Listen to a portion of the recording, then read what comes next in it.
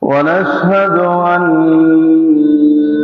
سيدنا وسندنا ووسيلتنا ومرشدنا ومحبوبنا ومعشوقنا ومولانا محمدا عبده ورسوله صلى الله عليه وسلم تسليما كثيرا كثيرا الذي أرسله بالحق بشيرا ونذيرا وداعيا إلى الله بإذنه وسراجا منيرا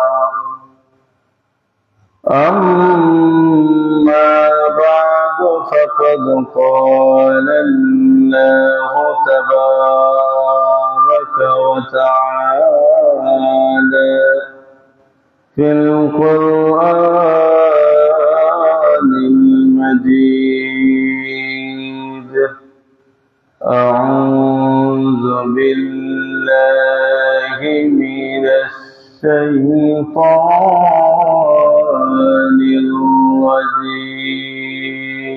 الرجيم ومن تطوع خيرا فإن الله شاكر عليم صدق الله مولانا العظيم وقال الله تبارك وتعالى في شان حبيبه مخبرا وآمرا إن الله وملائكته يصلون على النبي يا أيها الذين آمنوا صلوا عليه وسلموا تسليما محبت برن اللهم صل على سيدنا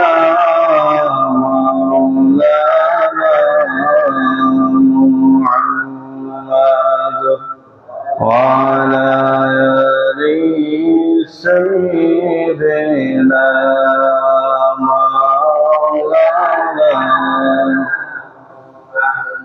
जरा चले से पौधे को उठाओ या रसूल अल्लाह जरा चले से पौधे को उठाओ या रसूल अल्लाह मुझे दीदार तू कपना दिखाओ या रसूल अल्लाह अल्लाहुम्मा सल्ली अला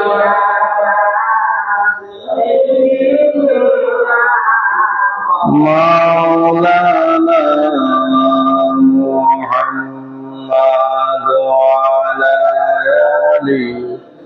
सय्यिदना मौलाना سبحان الله والحمد لله لا إله إلا الله سبحان الله والحمد لله لا إله لا إله إلا الله لا إله إلا الله سبحان الله والحمد لله لا إله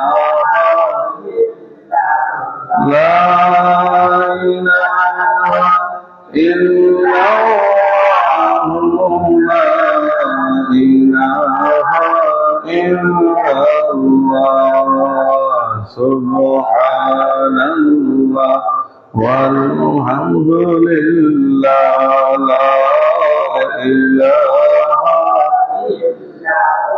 لا إله إلا الله محمد رسول الله صلى الله عليه وسلم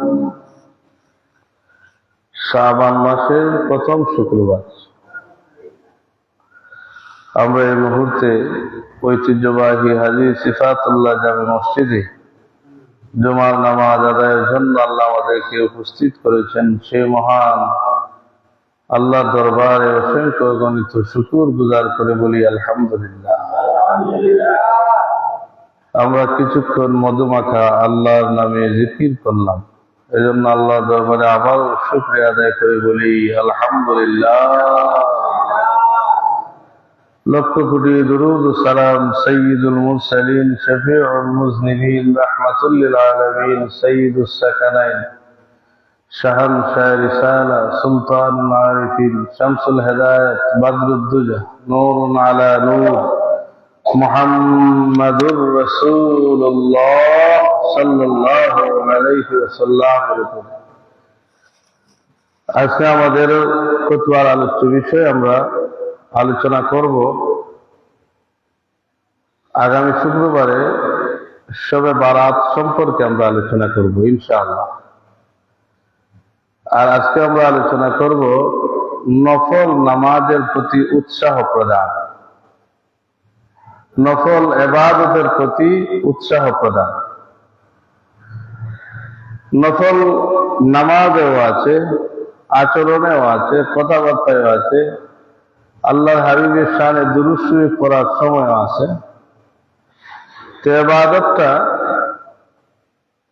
এই যে আমরা নফল ইবাদত করি, এই নফল ইবাদতকে আল্লাহ পাক রব্বুল আলামিন কিভাবে সমর্থন করেন, কিভাবে এটাকে গ্রহণ করেন।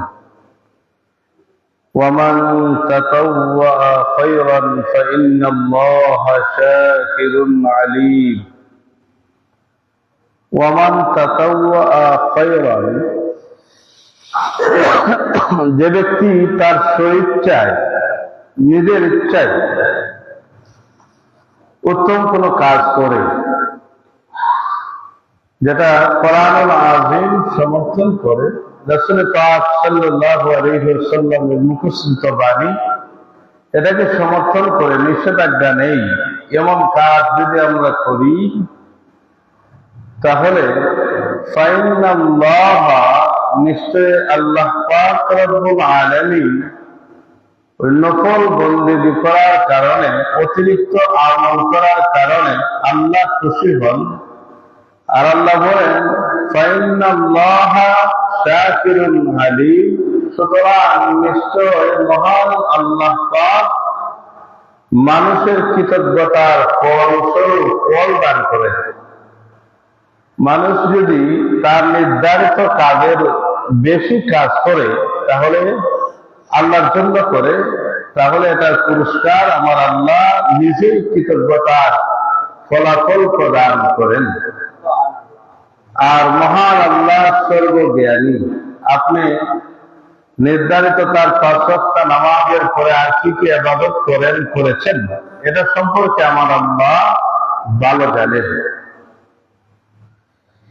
আমরা যদি বলে নফল ইবাদত কাকে বলে, নামাজের ভিতরে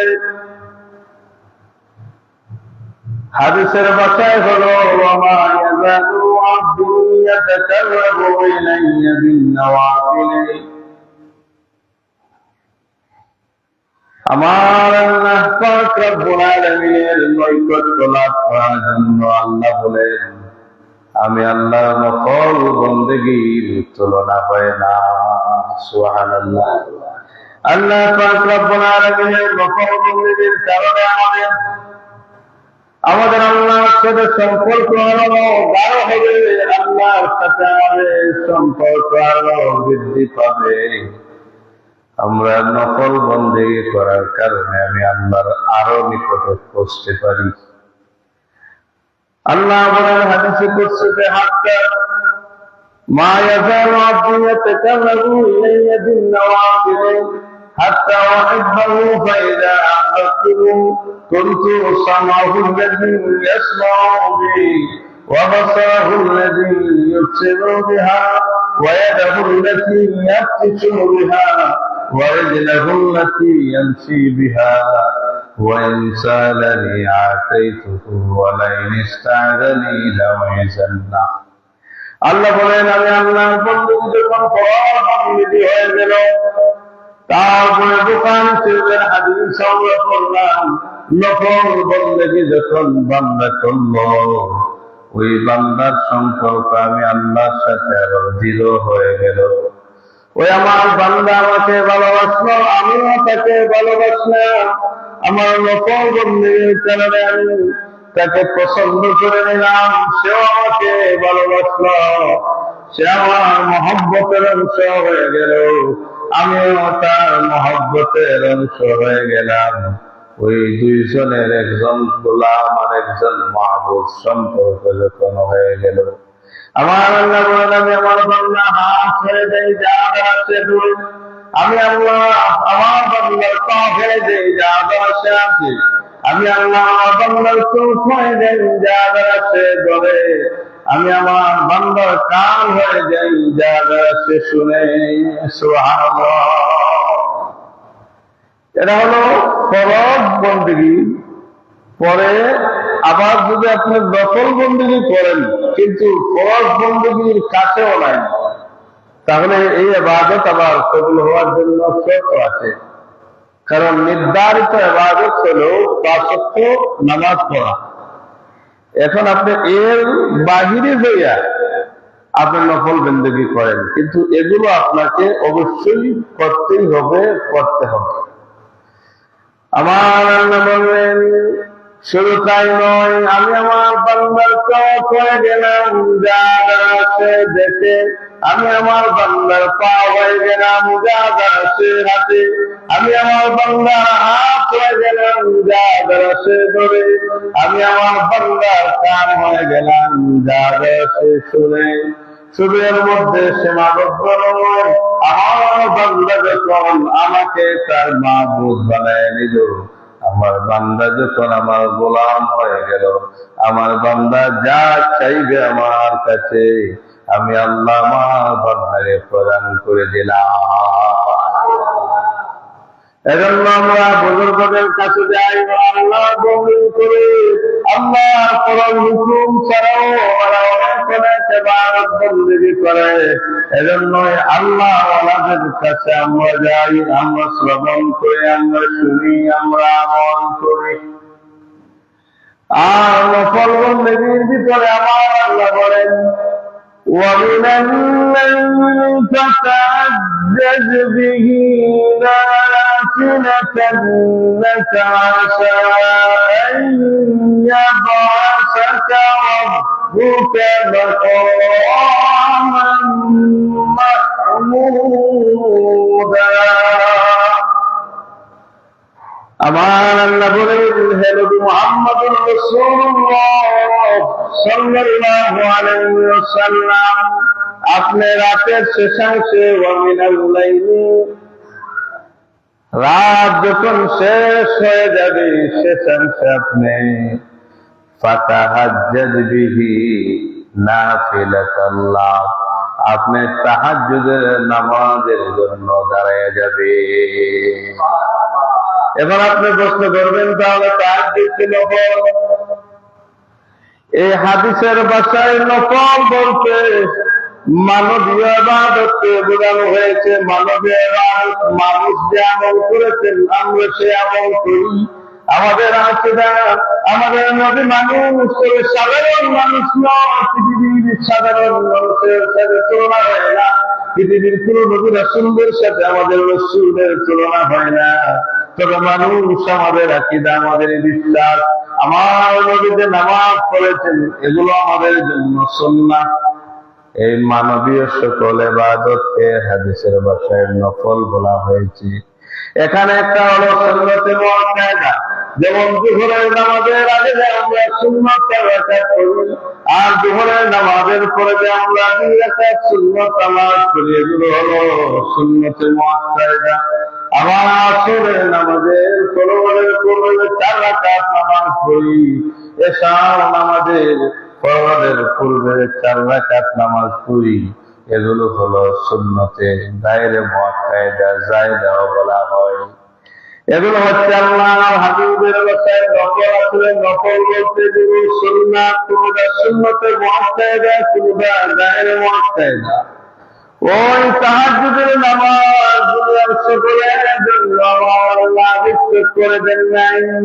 এটা আমাদের জন্য যদি সুন্নতে মুআক্কাদা হয়ে যেত অবশ্যই করা লাগতো। কথা বলেন ঠিক কিনা? আমার আল্লাহ বলেন ফাতাহাজ্জাদ বিহি নাফিলাতান লাক। হে নবী মুহাম্মদুর রাসূলুল্লাহ সাল্লাল্লাহু আলাইহি ওয়াসাল্লাম, আপনি রাতের শেষাংশে তাহাজ্জুদের নামাজের জন্য প্রস্তুতি গ্রহণ করেন, তাহাজ্জুদের নামাজ আদায় করেন।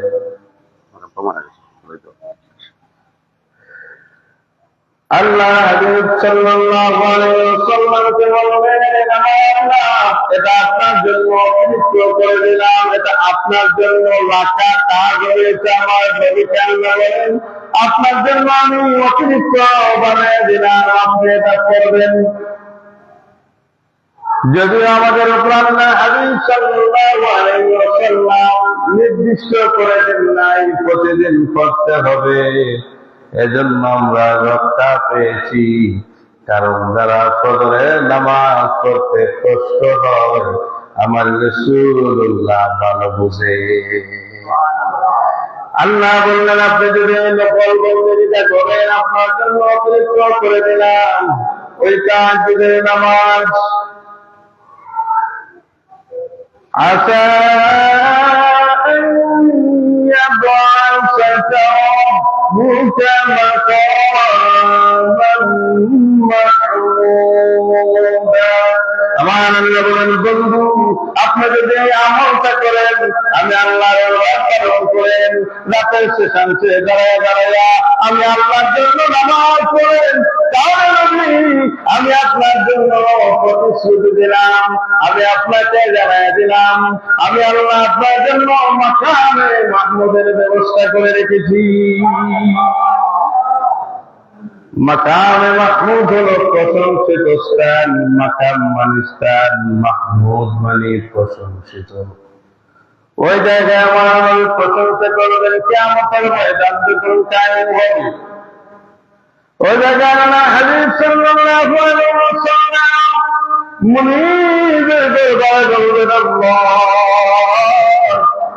আমি আমার মুনাজাত রেখে দিয়েছিলাম, আজ আপনাকে আমার সর্বোচ্চ দিয়ে প্রার্থনা করলাম, আল্লাহ আমার উম্মতকে আপনি বাঁচিয়ে দেন। এটা মাকামে মাহমুদ, প্রশংসিত স্থান, যেখানে প্রশংসা করা হয়। প্রশংসা কার হবে? আল্লাহ। রাসূল সাল্লাল্লাহু আলাইহি ওয়াসাল্লাম প্রশংসিত কে করেছেন? আল্লাহ। কথা বলেন না, রাসূল সাল্লাল্লাহু আলাইহি ওয়াসাল্লাম প্রশংসিত কে করেছেন? আল্লাহ। আমার বন্ধু আপনার জন্য আমি এটাকে আমি নির্দিষ্ট করলাম, আপনার জন্য আমি দিলাম, আপনি এটা করবেন। এই নামাজটা বড় দামি। দুনিয়ার মানুষ যখন ঘুমায় তাফসীর ইবনে কাসিরে আমি দেখেছি, দুনিয়ার মানুষ যখন ঘুমায় আরাম করে, ওই সময় যদি আপনি আল্লাহর জন্য নামাজে দাঁড়ায় যান, নামাজের মুসল্লায় দাঁড়ায় যান, আমার আল্লাহ বড় খুশি হয়, আমার আল্লাহ ওই বান্দার জন্য নিয়ামত দান করে, ওই বান্দা দাবি হয়ে যায়। عن ابي امامه رضي الله تعالى عنه قال قال رسول الله صلى الله عليه وسلم عليكم بقيام الليل فانه داب الصالحين قبلكم وهو قرة لكم الى ربكم ومغفرة للسيئات ومنهاكم عن الاثم رواه الترمذي। হাদিসটা এনেছেন আবু ঈসা মুহাম্মদ ইবনে ঈসা তিরমিজি রাহিমাহুল্লাহ তাআলা আনহু। উনি বলেন আবি উমামা থেকে হাদিস। আবি উমামা রাদিয়াল্লাহু তাআলা আনহু বর্ণনা করেন আল্লাহ রাসূল সাল্লাল্লাহু আলাইহি ওয়াসাল্লাম বলেছেন আলাইকুম বিকিয়ামিল লাইলি ফাইন্নাহু দাবুস সালিহিন ক্বাবলাকুম। তোমাদের উচিত হলো কিয়ামুল লাইল করা। সাহাবায়ে কেরামদের উদ্দেশ্যে বললেন কিয়ামুল লাইল করা। কিয়ামুল লাইল বলতে রাতে দাঁড়ানোর জন্য বলছেন, রাতে দাঁড়ায় কি করবেন? এটার ব্যাখ্যা হলো, এটার সারা হলো, এটার ব্যাখ্যা হলো আল্লাহ হাবিব সাল্লাল্লাহু আলাইহি ওয়াসাল্লাম বলেছেন তোমাদের উচিত কিয়ামুল লাইল করা, তাহাজ্জুদের নামাজ আল্লাহর জন্য আদায় করা। অন্য হাদিসে আফদালুস সালাতি বা'দাল ফরিদাতি সালাতুল লাইল, আফদালুস সালাতি বা'দাল ফরিদাতি সালাতুল লাইল। উত্তম নামাজ হলো ফরজ নামাজের পরে সবচাইতে দামি একটা নামাজ হলো তাহাজ্জুদের নামাজ। আল্লাহ হাবিব সাল্লাল্লাহু আলাইহি ওয়াসাল্লাম করেছেন, আল্লাহ বলেছেন পড়েন। এটার মধ্যে অসংখ্য বরকত, যদিও আমরা সকলে করতে পারি না। হযরত আলী বলেন ফাইন্নাহু দাবুস সালিহিন ক্বাবলাকুম। এই নামাজটা তোমাদের পূর্বসূরীরা তাদের একটা অভ্যাস, ওই তাহাজ্জুদের নামাজ আমাদের পূর্ববর্তী যারা তারা করেছেন, আমার নবী করেছেন, আর নবীর পূর্ব জমিনে যারা আল্লাহ ছিলেন, নবীর রাসূল ছিলেন, ওই নামাজটা তাজিদ আছে, নামাজটা পড়া হয়েছে। ওই তাহাজ্জুদের নামাজ কিয়ামুল লাইল বিকিয়ামিল লাইল ফাইন্নাহু দাবুস সালিহিন। এই নামাজ পড়লে আমার লাভ কি হবে? ওই তাহাজ্জুদের নামাজ আল্লাহ বান্দাকে আমার আল্লাহ আরো কাছে টেনে নিবে, আল্লাহ নৈকট্য লাভ করে দেন। আল্লাহ হাবিব সাল্লাল্লাহু আলাইহি ওয়াসাল্লাম শুধু জায়গায় সীমাবদ্ধ হয়ে আর বললেন ওয়া মিনহাকুল আলিসি। যুদ্ধের ময়দানে যখন আমরা যাই, ওই কাদের কুফফারদের আঘাত সহ্য করার জন্য আমরা ডাক দিওয়াছি। আমাদের শরীরের মধ্যে যেন আঘাত না আসে, আমাদের শরীরের মধ্যে যেন বর্ষার আঘাত না আসে, তীরের আঘাত না আসে, এজন্য আমরা ডাক দেওয়া করি। আমরা সাধারণ ফটোগ্রাফার বলে হলে ডাক নিয়ে আবির হয়। আমার নবী বলেন এই নামাজটা এমন নামাজ, তুমি যদি আদায় করো শয়তানের জন্য এটা দাল হয়ে যাবে। আপনি পাপ করা থেকে আল্লাহ আপনাকে কিছুটা হেফাজত করবেন, ওটা ডাল হয়ে যাবে, এই নামাজটা ডাল হয়ে যাবে। কারণ এই নামাজটার মধ্যে মাহাত্ম্য আছে। আপনি রাতের গভীরে সকলে তার পরম শান্তির ঘুম ঘুমান, কিন্তু আপনি ঘুমটাকে নিষেধ করে দিলেন, শরীরের সাথে বিচ্ছিন্নতা সৃষ্টি করে দিলেন, আরাম আয়েশ করতে করলেন। এজন্য আমার আল্লাহ বেশি খুশি হন। আর কোরআন সুন্নাহর আলোকে বোঝা যায় এই নামাজের অনেক দাম। শুধু এই নামাজের মধ্যে সীমাবদ্ধতা আছে।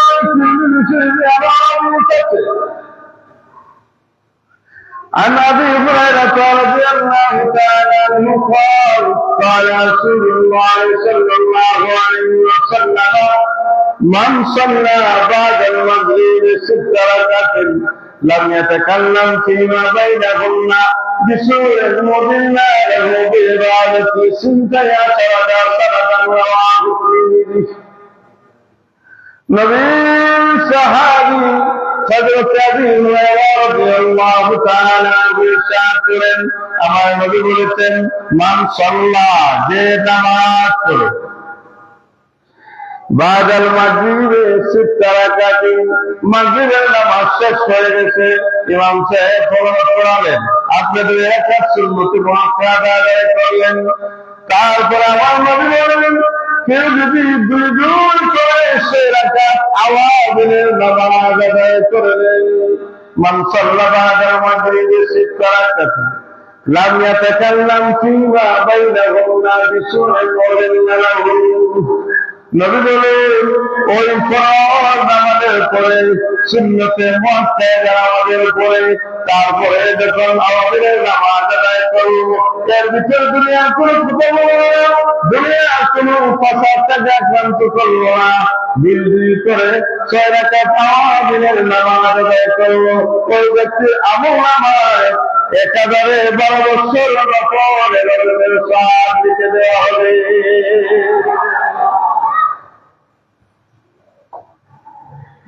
বিবাদতি সিলতাই আশারাতা সানাতা, সিলতাই আশারা মানে 12 বছর, সানা মানে বছর, 12 বছর নফল ইবাদতের সওয়াব লিখে দেওয়া হয়। এজন্য ওয়ালিউল্লাহ যারা এরা মুদিয়ান ওয়ালিউল্লাহ ইরশাদ বলে হয় না, হক্কানি ওয়ালি যারা, হক্কানি পীর যারা, হক্কানি আল্লাহ ওয়ালা যারা, হক আলেম যারা সাধনা করে আল্লাহর জন্য বন্দেগী করে, আমার আল্লাহকে বন্দেগী করতে করতে যখন খুশি করে নেই, তখন আমার আল্লাহ দপ্তরে বলি আল্লাহ কবুল করে নেন। সাধনা ছাড়া, পরিশ্রম ছাড়া কখনো সফলতা অর্জন করা যায় না। আমি এটা বলছি না যে নামাজ, এই নফল বন্দেগী না করলে মুসলমানই নয়, এটা বলছি না। আমি বলছি না ইবাদত না করলে জান্নাতে যাওয়া যাবে না, এটা বলছি না। বলছি কি, যে আল্লাহর হাবিব বলেন, এই ইবাদতগুলোর ভিতরে মাহাত্ম্য আছে, ইবাদতগুলোর মধ্যে বরকত আছে, ইবাদতগুলোর মধ্যে সবচেয়ে বড় বরকত হলো এগুলো করলে আমার আল্লাহর নিকটে পৌঁছা যায়। অন্য হাদিসে আল্লাহর হাবিব সাল্লাল্লাহু আলাইহি ওয়াসাল্লাম বলেন, আবু হুরায়রা রাদিয়াল্লাহু তাআলা আনহু قال قال رسول الله صلى الله عليه وسلم من صلى الفجر بجماعة ثم قعد يذكر الله تعالى حتى تطلع الشمس ثم صلى ركعتين كانت لهم كأجر الحاجة وعمرة التامة. حضرت أبي هريرة رضي الله تعالى عنه বলেন, আল্লাহ রাসূল সাল্লাল্লাহু আলাইহি ওয়াসাল্লাম বলেছেন, মান সাল্লাল ফজর বিজামাতিন সুম্মা কাদা রাসূলুল্লাহ, কেউ যদি ফজরের নামাজ ইমাম সাহেবের সাথে জামাতে আদায় করে, তারপরে ফজরের নামাজের পরে যখন সূর্য উদয় হয়ে যায় তখন 30 মিনিট পর্যন্ত নামাজ পড়া যায় না, ওই জায়গায় মাকরুহ তাহরিম হয়ে যাবে। তবে ফতোয়া হলো, যদি এমন ব্যক্তি ওই জীবনেও মসজিদে আসে না, সে যদি ওই সময় যদি সুন্নাত পড়তে, যে সুন্নাত পায় না, ওই সময় যদি পড়তে চায় পড়ে নিতে পারবে। না হয় সাধারণ সব সময় যারা নামাজ আদায় করবে তাদের জন্য 30 মিনিট পড়া যাবে না, ওই সময় অতিক্রম হয়ে গেলে আপনি যদি নবী বলেন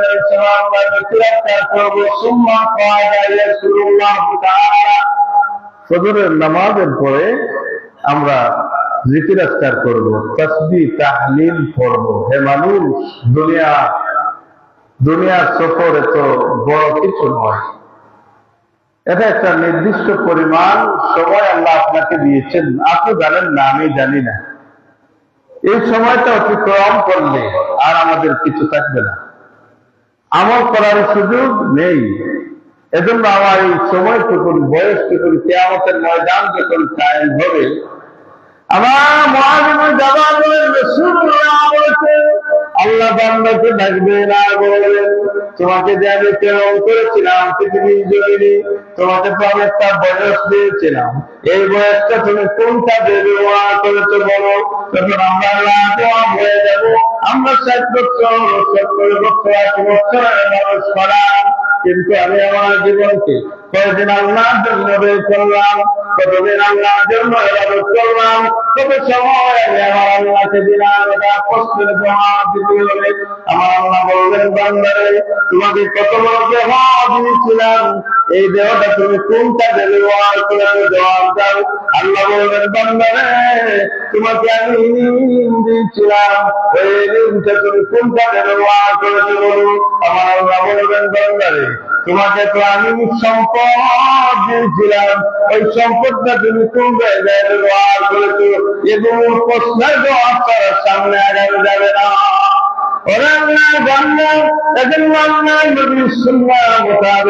আমার জীবন হয়, আমার নবীর আদর্শ গ্রহণ করে, আমার নবীর যে আমল শোনার জন্য আমরা সব পারবো না। মায়ের শেষের দিকে বলেন, আপনার চলে আসবেন, আমার নবীর পূর্বের গোড়ায় পরের গোড়ায় সুবহানাল্লাহ। আপনাকে তো আল্লাহ ক্ষমা করে পৃথিবীর জন্য প্রেরণ করেছেন, আপনি কেন করেন রাতের পর রাত। আমার নবী বললেন,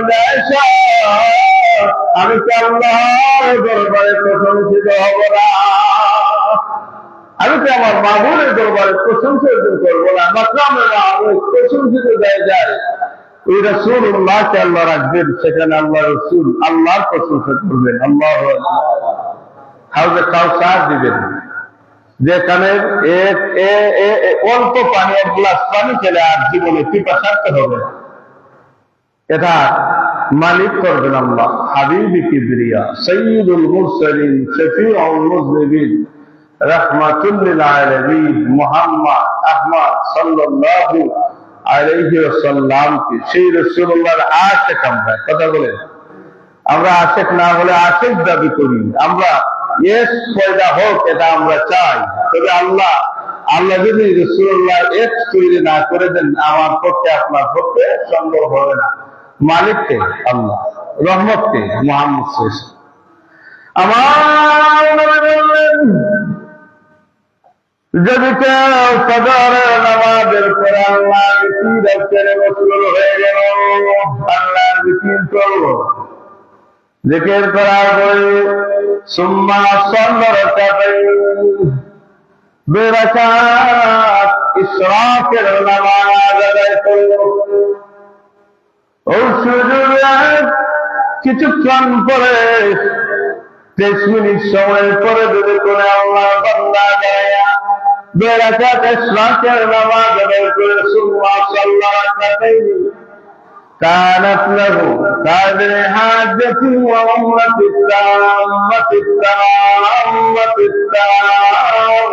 তাম্মাহ। আমার নবী বলেন, ওই উম্মতের আমলনামায় কবুল একটা হজ এবং উমরার সওয়াব লিখে দেওয়া হবে।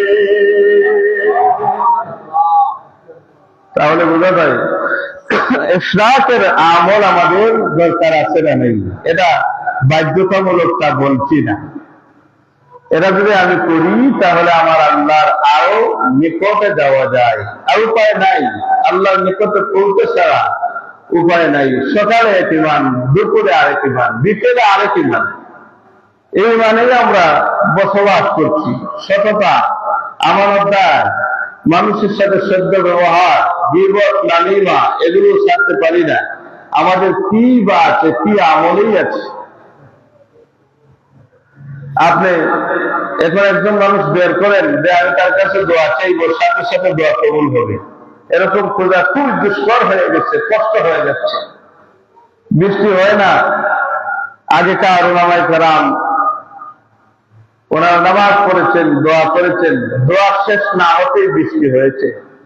এখন আমরা 14 বৃষ্টি নিলেও দোয়া করলে 1 ফোঁটা বৃষ্টি আনা যায় না। কথা বলেন না, ভুল বলছি? এটা কারণ কি? কেউ বলে হুজুর পৃথিবীর পরিবেশ খুবই খারাপ, আপনার কি হয়েছে? আপনি কেন খারাপ হবেন? বাইং মাছ বলেন, বাইং মাছ, এই মাছটা থাকে পানির ভিতরে, আর পানির ভিতরে থাকে মাটি, মাটির ভিতরে অবস্থান করে। দেখবেন ওই বাইং মাছ যতদিন জীবিত থাকবে তার গায়ে কাঁটা লাগে না, আবার যখন সে মারা যাবে তখন দেখবেন তাকে চিনতে হলে তার সাথে কাঁটা লাগে। পৃথিবীটা যতই উশৃঙ্খল হোক, বিশৃঙ্খল হোক, আমি কে? নো সেলফ, নিজেকে চিনেন, আপনি আপনাকে চিনেন, আপনি কে, আপনি কোন পর্যায়ে আছেন, আপনার জীবনটা আপনি কিভাবে অতিবাহিত করলেন।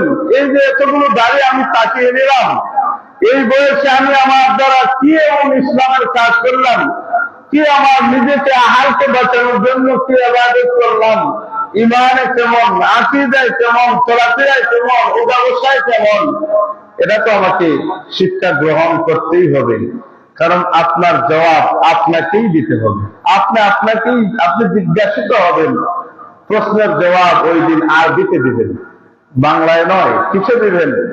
আরবিতেই দিবেন। ওটা আপনার ভাষা হয়ে যাবে আরবি, এটা বাংলা থাকবে না।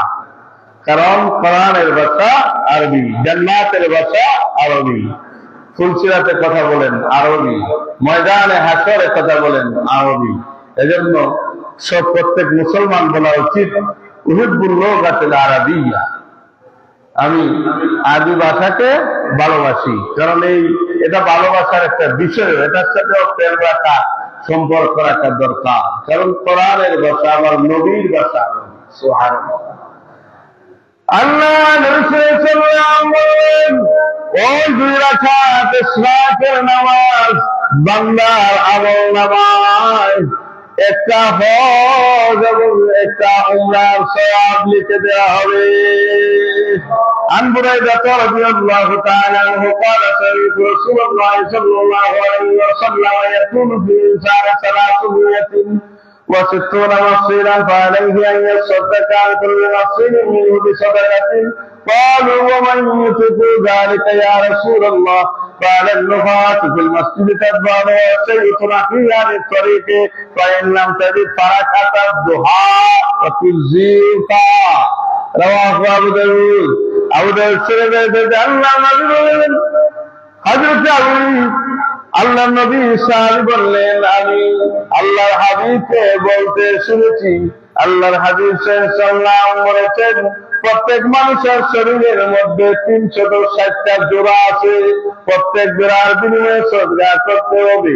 সাহাবায়ে কেরাম বলেন, ইয়া রাসূলুল্লাহ, ইয়া হাবিবাল্লাহ, হুজুর এটা আমাদের জন্য সম্ভব হবে কেমনে? এটা আমরা কেমনে করি? আমরা তো গরীব সাহাবী আছি। নবী বললেন, তাহলে তোমরা রাস্তাঘাটে কোন কাঁটা পেলে কাঁটা সরাই ফেলবা, কাঁটা সরাই ফেললে তোমাদের আমল নামায় 360টা সদকার সওয়াব লেখা হয়ে যাবে। আর যদি পারো সম্ভব হলে মসজিদকে তোমরা মসজিদে ছুটে থাকলে, ময়লা থাকলে এগুলো সরাই ফেলবা, এগুলো সরাই ফেললে ওই মসজিদ হেফাজতের কারণে আমল নামায় সওয়াব লেখা হয়ে যাবে। নবী বললেন যদি তোমরা তা না পারো, তোমরা চাষের 2 রাকাত নামাজ আদায় করবা। এটা ইশরাকের অনেক পরে যদি এই নামাজ 2 রাকাত আদায় করতে পারো, তোমাদের আমল নামায় ওই শরীরের মধ্যে যে জোড়াগুলো আছে, ওই জোড়াগুলোর বিনিময় হিসাবে 360টা সদকা হয়ে যাবে। ইবাদতগুলো হলো আমাদের জন্য অতিরিক্ত, আমরা সম্ভব হলে আদায় করব, তবে আমরা আগে ভাগে নিম্নতর তুলুয়া নেই। 1 নম্বরে হলো ফরজ বন্দেগী। ফরজ বন্দেগীর পরে আমরা এদিকে যদি আমল করি তাহলে পুরস্কার দিবেন কে? ফাইন্নাল্লাহা শাকিরুন আলিম, যে আয়াত দিয়ে আমরা শুরু করেছিলাম। আল্লাহ পাক আমরা ওয়াজ নসিহত যাই শুনি, এখানে সেখানে, মাঠে, বন্দরে, মসজিদে, কনফারেন্সে, কোথাও ওয়াজ নসিহত কম হয় না। কিন্তু একটা জিনিস কম, আমরা আমাদের জীবন পথে এটাকে ব্যবহার করি না, আমার জীবনকে চেঞ্জ করি না। আমার অ্যাটিটিউড একটু চেঞ্জ করেন, অভিপ্রায়টা আপনি পাল্টান, আপনি আপনার চক্ষুকে পাল্টান, জগৎটা পাল্টে যাবে। আপনি আপনার নিজেকে পরিবর্তন করবেন, দেখবেন জগতের প্রতি শ্রদ্ধা আসবে। জগৎ যতই পরিবেশ নিকৃষ্ট হোক না কেন, আপনি নিজেকে প্রতিষ্ঠিত করেন, দেখবেন আপনার দ্বারা এই জগতের, এই জমিনের লাভ হবে। আল্লাহ পাক আমাদেরকে হেদায়েতে কামিলা নসিব করুন। সকলে বলি আল্লাহুম্মা আমিন। আউযু বিল্লাহি মিনাশ শাইতানির রাজীম।